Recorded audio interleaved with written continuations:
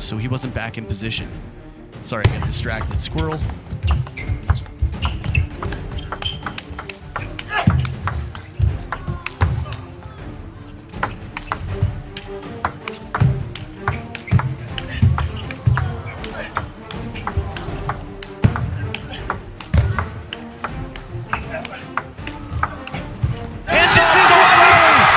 Unbelievable stuff! What have we...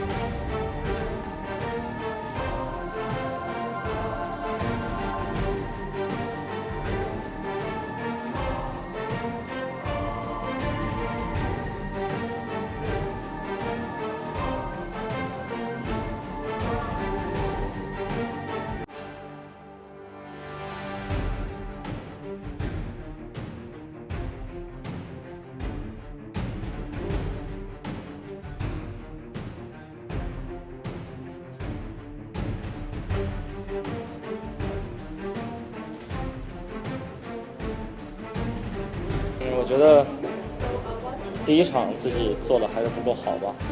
我觉得这种无论是从信念上还是从思想上，都没有的那么的坚定和果断吧。在场上还是有一些保守，有一些侥幸的这种感觉存在在这场比赛当中。所以说输掉了比赛也非常可惜。然后，但是到了第5场的时候，自己会觉得也是一个更大的收获吧。对于自己来说，在这种世界大赛上，然后又是半决赛的这种第5场，可能中国队很少有经历到这个第5场的时候吧。我觉得自己能赢下来还是值得肯定的吧。但是更重要的是要立马收下心，做好明天的准备。中间你是怎么调整的？我觉得中间有很多的。包括队友也好，教练也好，走到休息室，包括龙哥也好，跟我说了很多，然后更多的是给我信心，然后也有一些告诉我应该怎么去打这个第5场。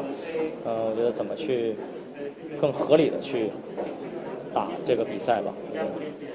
那个已经知道决赛对手是谁了，怎么准备？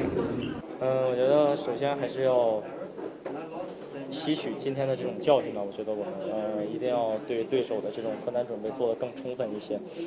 虽然说对手今天发挥得非常好，但我们无论是我觉得还是樊振东，我觉得都是有机会去反败为胜的，但是没有抓住这种战机，我觉得还是需要总结的吧。马龙今天是一个稳定军心的角色，评价一下今天自己和整个队伍的表现。我觉得今天自己总体表现还不错，因为毕竟在第3场能够赢下来，我觉得对于整个团队还是非常重要，而且这也确实是团体赛，也需要大家每个人做好自己的。